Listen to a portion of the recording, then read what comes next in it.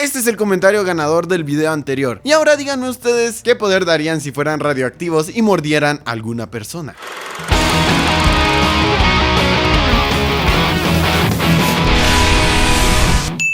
Hola amigos del internet, y antes de empezar este video déjenme advertirles que habrán spoilers para la película de Spider-Man Homecoming, así que si no la han visto mejor miren mi review sin spoilers, ¿sí?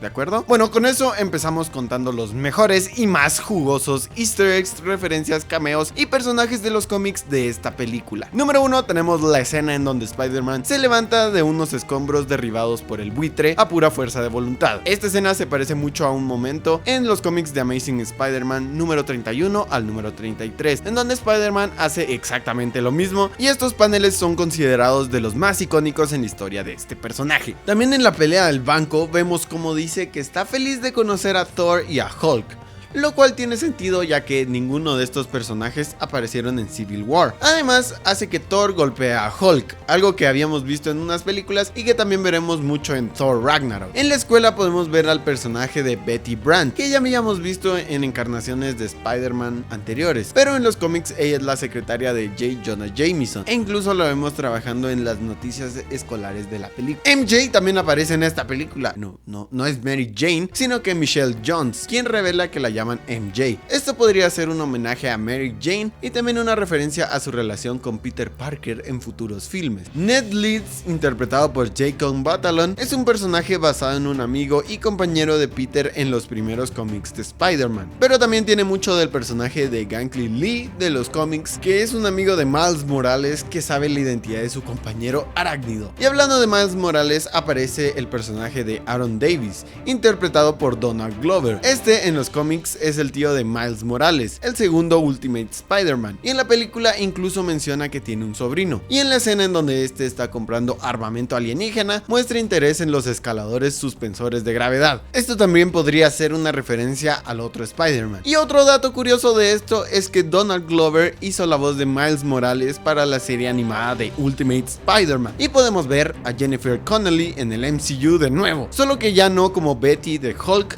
sino como Karen, la voz de la inteligencia sintética que está en el traje de Spider-Man. Otro dato curioso es que su esposo, Paul Bettany, también hizo la voz de una inteligencia en la forma de Jarvis. Luego se convirtió en Visión, que es también mencionado dentro de esta película. Vemos por primera vez a Cindy Moon, interpretada por Tiffany Espensen, en una película de Spider-Man. Ella también es conocida como Silk, la contraparte femenina de Spider-Man en los cómics más recientes. El interés amoroso de Peter, Liz, fue introducida incluso antes de Mary Jane en los cómics, en el cómic de Amazing Spider-Man número 4. En la escuela también vemos que el profesor Harrington es interpretado por Martin Starr. Esto es algo curioso ya que este personaje ya había aparecido en una película de Marvel, en la de The Incredible Hulk, solo que no salía como el profesor Harrington, sino como un nerd en el laboratorio de computadora. También es la primera aparición de Mac Gargan. Este personaje se conoce mejor como el villano Escorpión. Tengo un video que explica eso y está en esta tarjeta de aquí que les acaba de aparecer arriba. Otro villano que vemos es el Shocker, y nunca usó el traje que vimos en las fotos filtradas, pero eso ya es otra historia.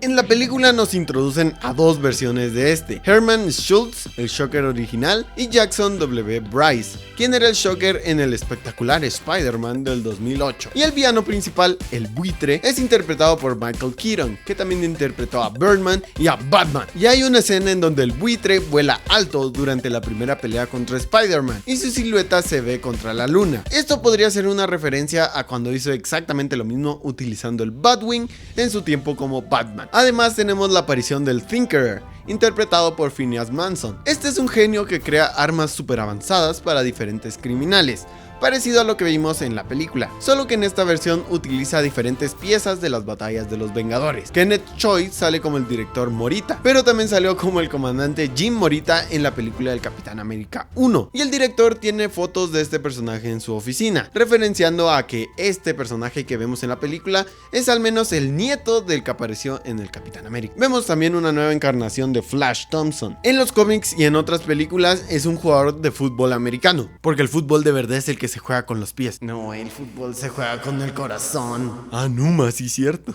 Y este personaje, como en todas las encarnaciones, molesta a Peter Parker, pero decidieron volverlo más como un bully moderno, que en realidad no es nadie, pero te molesta por alguna razón. Otro personaje que aparece es Pepper Potts, interpretada por Gwyneth Paltrow, y esto es algo extraño porque se había especulado que ya no iba a aparecer en el universo cinematográfico de Marvel, ya que su contrato había acabado en el 2013 luego de Iron Man 3, pero aquí la vemos, entonces qué genial. Y en esta escena en donde sale ella, Happy dice que ha estado cargando el anillo de compromiso de Tony Stark desde el 2008, o sea, desde que se estrenó Iron Man 1 y se inició el MCU. Al final de la película vemos que Iron Man le hace un nuevo traje a Peter por si quiere unirse a los Vengadores de tiempo completo. Este traje se parece mucho al Iron Spider de los cómics, que también es hecho por Iron Man, y quién sabe, tal vez algún día lo vemos utilizando este traje en alguna película como Infinity War.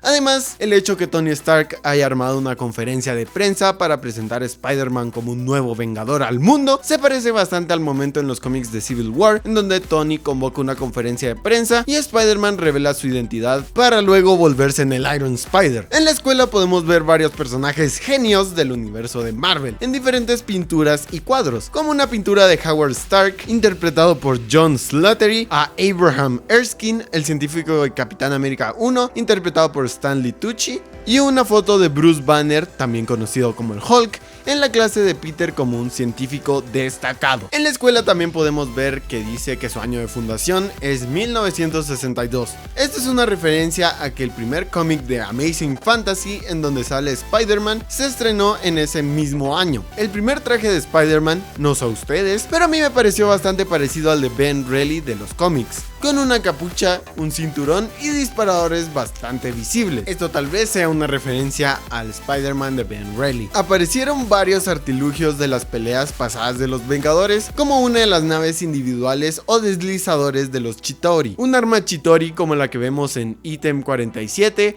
un brazo de Ultron para hacer un arma, uno de los guantes de concusión de Crossbones, solo que fue modificado para crear el de Shocker, y la cabeza de un Ultron Bot dentro de la chatarra que lleva el camión de Damage Control. Además, el avión que lleva las cosas de la Torre de los Vengadores a las nuevas instalaciones, escuchamos que llevan una granada de agujero negro, algo que ya había aparecido en la serie de Agent Carter. También la armadura Hulkbuster que vimos por última vez en Los Vengadores 2, solo que curiosamente en la película no lo llamaron armadura Hulkbuster, sino que hasta esta película de Spider-Man. También llevan un prototipo del escudo del Capitán América, probablemente el que ya ha aparecido en varias películas de Iron Man, y un nuevo cinturón de Thor llamado el Mejinjoro, o al menos creo que así se pronuncia, que vuelve a Thor todavía más fuerte. Y si se ponen a pensar, están vendiendo el edificio de los Vengadores, y esta está en donde en los cómics está el edificio Oscorp, así que el que está comprando este edificio podría ser el mismísimo Duende Verde, Norman Osborn. Además tenemos la mención del Vibranium durante una de las preguntas que le hacen a los chicos en el bus. También se mencionaron los acuerdos de Sokovia en un momento en la película cuando están estudiando historia, porque es un momento importante dentro del MCU. También se mencionan los incidentes de Nueva York, el de DC del Soldado del Invierno y la vez que cayó una ciudad desde el cielo como un meteorito. Otras referencias son a la trilogía original de Sam Raimi, como cuando Spider-Man está frente a la bandera de los Unites y casi tenemos el beso de cabeza clásico, pero el momento no lo permitió. Peter Parker también tiene muchas figuras de Star Wars en su habitación. Esto hace muy claro que es fan de Star Wars, pero también le da más sentido a su forma de derrotar a Giant Man durante la pelea de Civil War. Además, Disney es dueño de Star Wars y Marvel, así que ¿por qué no hacer este tipo de cosas? Y sale el set 75159 de Lego La Estrella de la Muerte, que tiene 4016 piezas, que no es un easter egg, pero al me gustaría mucho que ustedes me la compraran y pues se los agradecería mucho, lol no. El cast de esta película tuvo un maratón de John Hughes para prepararse para grabar Spider-Man. Entre estas que vieron estuvo Breakfast Club, Ferris Bueller's Day Off, Pretty in Pink y otras. Y esto es interesante porque en una parte, cuando Spider-Man está persiguiendo la van con armas, pasa por una casa en donde están viendo Ferris Bueller y dice: muy buena película, chicos. Y algo que todavía es más interesante es que la escena de la persecución es una referencia a esa misma escena que están viendo ellos. Entonces esta escena es de las más meta que he visto en películas. Hay algo muy demasiado épico al principio, y es que cuando sale la nueva intro de Marvel, podemos escuchar una versión mejorada del tema clásico de Spider-Man, solo que está arreglada por Michael Giacchino, quien también compuso el score de esta película y la de Doctor Strange. Durante la persecución para llegar al ferry de Staten Island, hay un momento en donde vemos perfiles de alianzas, y entre estos hay un nombre que se lee The Prowler. Esto es una referencia al villano de Spider-Man con el mismo nombre. No sé si se recuerdan, pero Spider-Man había sido referenciado fuera de Civil War y fuera de esta película, ya que en Ant-Man habían dicho que había un sujeto que trepaba paredes. También esta versión de Spider-Man tiene muchos poderes o habilidades que no habíamos visto en otras películas, pero sí en los cómics, como la tela de araña de electroshock, rastreadores de araña, granadas de telaraña, alas de telaraña y hasta un dron araña. También Ned le pregunta en una parte si puede llamar a un ejército de arañas, y esto puede ser una referencia a que el Superior Spider-Man sí tiene un ejército de arañas que vigilan la ciudad. Y luego le pregunta si puede disparar veneno de la boca. Esto puede ser una referencia a Venom, ya que en inglés le dice Venom al veneno. Además, el fluido de telaraña tiene escrito enfrente fluido de telaraña 3.0, probablemente una referencia a que esta es la tercera encarnación del personaje en películas. Y hablando de telaraña, hay un momento en que Spider-Man se columpia desde un helicóptero. Esta es una referencia a un chiste de las oficinas de Marvel, que cuando parece que Spider-Man se está balanceando de las nubes o de nada, solo hay que asumir que un helicóptero está volando arriba de él y que nadie lo mira. También vemos en una escena el reflejo de la cara de Peter en el agua, en donde vemos que la mitad es su rostro y la otra mitad es el traje de Spider-Man. Esta simbología se utiliza mucho en los cómics y en algunos pósters. Básicamente representa la dualidad de ser un chico común y ser un superhéroe. Y claro, tenemos el cameo de Stan Lee como el tipo que está alegando que no puede dormir cuando Spider-Man detiene a un supuesto criminal en un callejón. Esta es la primera encarnación de Peter Parker en películas que no utiliza anteojos cuando no está siendo Spider-Man. En 2013, durante una entrevista que dio Tom Holland promocionando la película de Nosotros Vivimos Así, le preguntaron qué superhéroe le gustaría ser.